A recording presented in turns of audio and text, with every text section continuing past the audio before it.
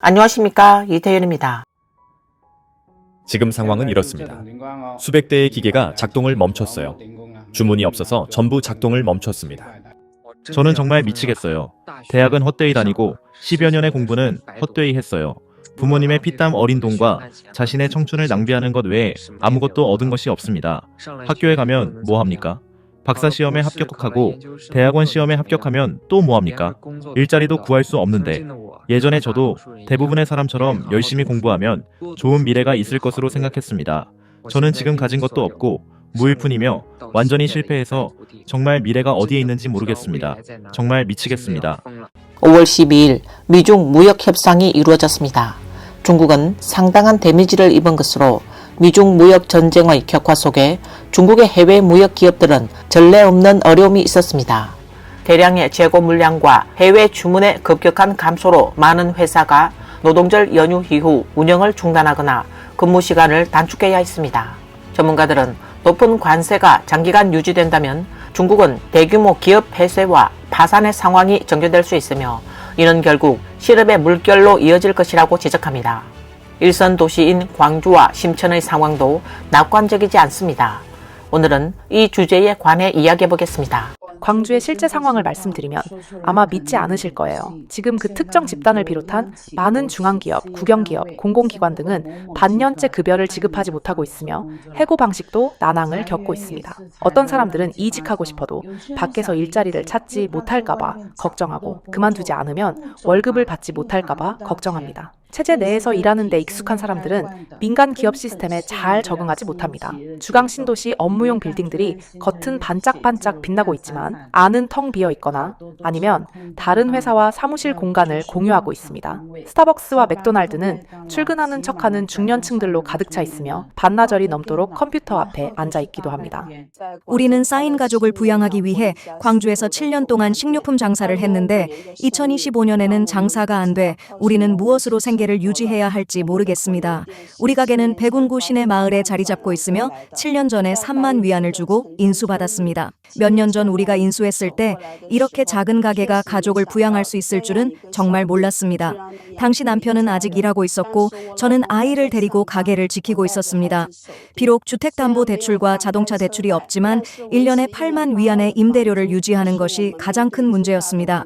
처음 인수했을 때는 사업이 꽤 괜찮았습니다. 남편은 낮에는 출근하고 밤에는 밤새 가게를 지키며 부부는 번갈아 가며 열 몇 시간씩 가게를 지켰습니다.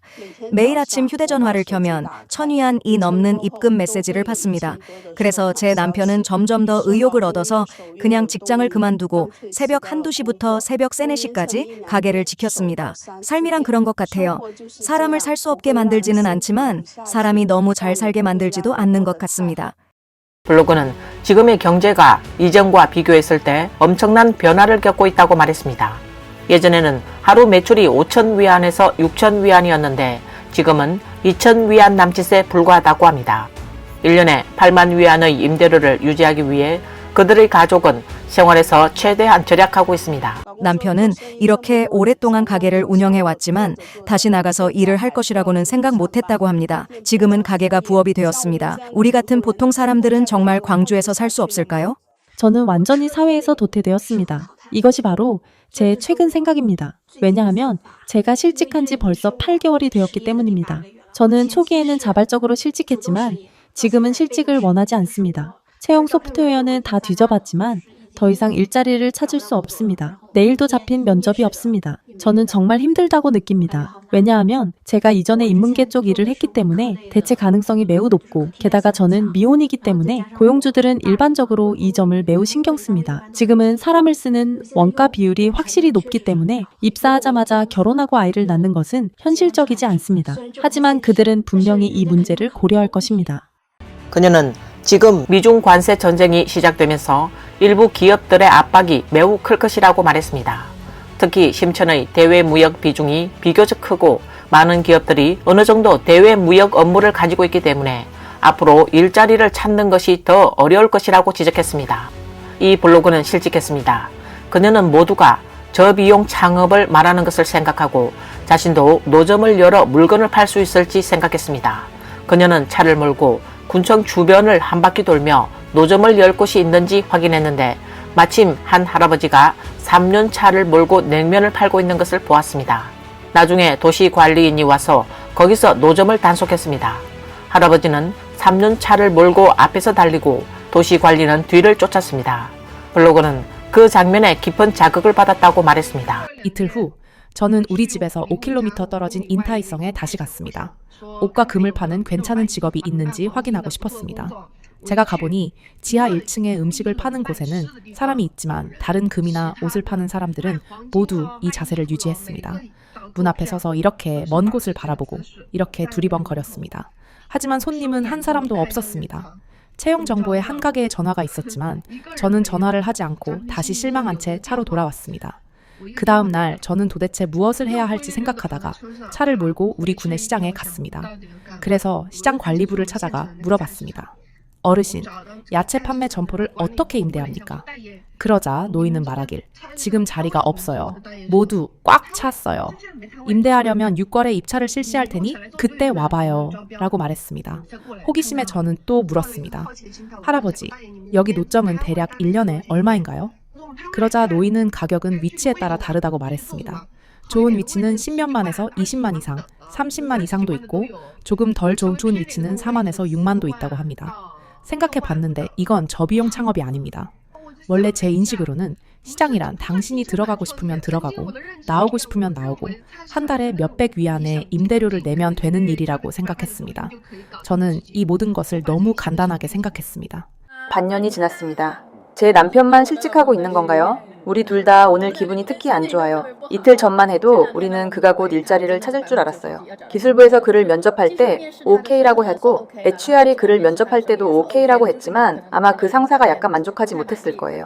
돌아올 때 그 HR이 그의 위챗을 추가하고 그 회사의 프로필 같은 것도 보내줬죠. 그렇죠? 저희는 이제 와, 곧 채용되는 거 아닌가? 이런 생각을 했어요. 그리고 그 HR은 남편에게 확정하기 전에 먼저 상사한테 보고해야 한다고 말했습니다. 우리는 기다리기만 하면 좋은 소식이 올 줄 알았어요. 그런데 결국 그 상사는 거부권을 행사했습니다. 남편이 처음 실직할 때 저는 사실 크게 불안해하지 않았어요. 왜냐하면 사람들이 실직하는 것은 매우 정상적이라고 생각했기 때문입니다. 체제 내에서 일한다면 실직하지 않겠죠. 그래도 저는 일자리를 찾으면 찾을 수 있다고 생각했습니다. 반년 안에 찾으면 된다고 생각했죠.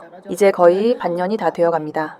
저는 30세이고 23일 동안 실직했으며 집에서 23일 동안 누워 있었습니다. 사람은 일단 출근하지 않는 것을 경험하면 정말 출근하고 싶지 않습니다. 하지만 저처럼 남편이 먹여 살리지 않는 사람은 결국 자신의 노동력으로 가족을 부양해야 합니다. 다행히 저는 혼자입니다. 혼자 배불리 먹으면 되는 것이죠. 저는 일자리를 찾지 않는 것이 아니라 무엇을 해야 할지 계속 고민하고 있지만 아직 결정하지 못했습니다. 지금 큰 환경에서는 무엇을 해도 어려운 것 같고 너무 많은 고민을 하고 있는 것 같습니다. 출근은 안정적이지만 더 이상 평범한 사무직 근로자로 살고 싶지 않아요. 이것이 바로 제가 줄곧 집에서 열흘 넘게 보낸 이유입니다. 출근하지 않고 집에 틀어박혀 지내는 것은 정말 즐겁습니다. 먹고 마시는 것도 걱정할 필요가 없고 저축도 충분합니다. 하지만 젊은 나이에 부모님에게 의지하며 살아갈 수는 없죠. 얼마 전 언니가 저에게 좋은 일을 찾기 전에 먼저 노점을 열어 아침 식사로 샌드위치를 팔아보라고 했어요. 계속 할 수 있으면 두유를 추가하고 노점상을 하면서 뭐 할지 고민해 보려고요. 이렇게 하면 삶이 좀 더 풍부해지고 수입도 생길 수 있고 가장 중요한 것은 걸핏하면 불안 상태에 빠지지 않는 것입니다. 말하자면 꽤 창피할 수도 있어요. 저는 졸업한 지 2년이 되었지만 돈을 저축하지 못했을 뿐만 아니라 수만 위안을 빚지고 있습니다. 막 졸업했을 때 중개인에게 보증금을 사기당한 적이 있고 판매원을 하다 3일 만에 해고됐으며 다단계 판매를 하다가 수만 위안을 사기당했습니다. 최악의 경우 편의점에서 임박한 주먹밥을 먹고 점원을 피해야 했습니다. 지금 저는 비참하다는 말도 하기 귀찮아요. 지난달에 엄마가 전화와서 요즘 어떠냐고 물으실 때 저는 천장을 쳐다보며 좋아요라고 거짓말을 했어요. 사실 저는 이미 9개월째 실직 중입니다. 제일 무서운 게 뭔지 아세요? 저는 무엇을 하고 싶은지조차 모르겠어요. 고향으로 돌아가고 싶었지만 머릿속에서 항상 소리가 들려왔어요. 조금만 더 버텨봐. 그들에게 증명해야 해. 어제 밥도 못 먹고 누워있다가 갑자기 울음을 터뜨렸어요. 알고 보니 사람은 정말 배가 고플 때 울음이 터지더라고요. 사실 배가 고픈 게 아니라 희망이 고픈 거였어요. 졸업하자마자 실직자가 된 후베이 대학 졸업생들은 심천천대에 정착했습니다. 오늘 면접 보러 간 경험을 여러분과 공유하겠습니다. 정말 기가 막힙니다. 저는 디자인 직무에 대한 면접을 보았는데 여기서는 디자인 능력이 기본이고 모델링과 렌더링 능력도 필요하다고 말했습니다. 일반적으로 모델링, 렌더링, 디자인은 사실 세 가지 직책입니다. 지금 삼합일체는 말할 것도 없고 그가 저에게 제시한 급여가 얼마인지 맞춰보세요. 셋, 둘, 하나, 답을 공개합니다. 8,000위안입니다. 당신은 세 개의 직책에 월급이 8,000위안이라는 것을 믿을 수 있습니까? 심천의 디자인 산업은 그렇게 경쟁이 치열한가요? 아니면 올해는 모든 산업이 경쟁이 이 정도로 치열한가요? 어이가 없네요. 미중 관세 전쟁이 시작되면서 중국 경제와 고용에 충격이 계속해서 드러나고 있습니다. 여러분, 최근 미국의 관세가 추가되면서 절강성의 모든 공장이 흔들리고 있습니다. 우리 공장은 비록 외국 무역을 하지 않지만 우리 상류에서 가전제품 수출을 하는 친구들은 이미 오랫동안 주문을 받지 못했으며 주문량이 급격히 줄었습니다. 지금 이 사람들은 방향을 바꿔 내수 시장에 뛰어들었고 국내는 곧바로 혼란에 빠졌습니다. 지금 전체 산업 체인이 떨고 있습니다. 상류 기업에서 기침 한번 하면 우리 같은 하류 공장들은 숨쉬기도 힘들어집니다. 이들 공장 작업장은 기계를 멈추지 않고 영업사원들은 모두 나가서 주문을 받고 있습니다. 하지만 시장은 손바닥만 하게 작아 50명이 넘는 사람들이 한꺼번에 끼어들어 밥 한 그릇을 빼앗는 형상이니 정말 끔찍합니다. 심천에서 생산을 중단한 공장이 몇 개인지 아십니까? 지금은 많은 회사가 조용히 문을 닫고 있습니다. 모두 제조업의 미래가 어떻게 될지 묻고 있습니다. 올해 공장에 주문이 들어올까요? 아직도 할 수 있을까요? 누군가 지금은 어떤 산업이든 할 수 있지만 공장은 열지 않는 게 낫습니다. 10년 이상 운영되어 온 한 공장 주인이 한 말입니다. 그렇다면 왜 지금 심천의 공장 경제는 이렇게 좋지 않은가? 왜 더 이상 운영이 불가능해졌는가? 사실 임대료가 너무 높고 심각한 생산 과잉 공급과 거래 주문의 급격한 감소, 그리고 다양한 세금과 관리비가 점점 더 많아지고 있기 때문입니다. 그러나 기업 이익은 숨막힐 정도로 압축되고 경쟁은 점점 더 치열해지고 있으며 가격은 경쟁에 빠져 아무도 돈을 벌 수 없게 되었습니다. 많은 공장은 더 이상 스스로를 지탱할 수 없게 되어 동남아시아나 그보다 더 먼 곳으로 이전하고 있습니다. 1970년대와 1980년대에 태어난 사람들은 더 이상 젊지 않습니다. 그렇다면 심천의 공장에 여전히 미래가 있다고 생각하십니까? 어렵죠. 할 일도 없고 매일 일찍 퇴근해요. 올해 무역전쟁으로 얼마나 많은 중소기업이 피해를 보았는가. 공장은 주문을 받지 못해 사장들은 매우 긴장하고 있습니다. 사실 우리 근로자들의 상황도 별로 좋지 않습니다. 이렇게 계속되면은 우리는 보장된 급여도 받을 수 없을 것 같습니다. 실제로 탈출구는 없습니다. 이번 달에는 초과 근무를 하지 못했고 공장에서는 교대 휴무까지 정해놓았습니다. 이런 현상이 계속되면 어떻게 해야 하나요? 요즘 공장에서는 할 일이 전혀 없습니다. 몇 년 전만 해도 모든 공장 입구에 채용 공고가 붙어 있었습니다. 지금은 밤에는 문이 닫히고 사실상 어떤 공장도 초과 근무를 하지 않습니다. 매우 조용합니다. 올해 공장 상황은 어떨까요? 여기 공업단지 전체에는 수백 개의 공장이 있지만 초과 근무를 하는 공장은 하나도 없습니다. 이런 상황이 계속된다면 우리 노동자들은 어떻게 살아남을 수 있을까요? 여러분은 왜 이렇게 많은 사장들이 매달 적자를 보면서도 여전히 공장을 닫지 않고 버티는지 아십니까? 진실을 말하면 마음이 좀 아픕니다. 지금 이 환경에서는 공장을 닫고 기계를 팔아버리려면 기계를 고철로 팔 수밖에 없어 사장이 아까워서 못 팔고 있습니다. 재고도 그냥 버릴 수 있는 것이 아닙니다. 가장 중요한 것은 문을 닫으면 은행 대출을 어떻게 갚습니까? 뭐로 갚습니까? 문을 닫으면 대출 상환금의 기한을 넘길 수밖에 없고 그 후에는 뒤집기가 더 어려워집니다. 그래서 이런 방식으로 간신히 유지할 수밖에 없습니다. 그들은 왼손으로는 주문을 통해 구멍을 메우고 오른손으로는 판매를 통해 현금 흐름을 유지합니다. 최대한 노력하며 재고가 소진될 때까지 버텨야 합니다. 재고가 다 매진될 때까지 버텨서 판을 뒤집는 신화를 기다리거나 기계를 헐값에 팔고 눈물을 머금고 퇴장하는 겁니다. 지금은 그냥 손 놓고 누워버릴 수도 없는 상황입니다. 오늘 뉴스는 여기까지입니다. 시청해주셔서 감사합니다.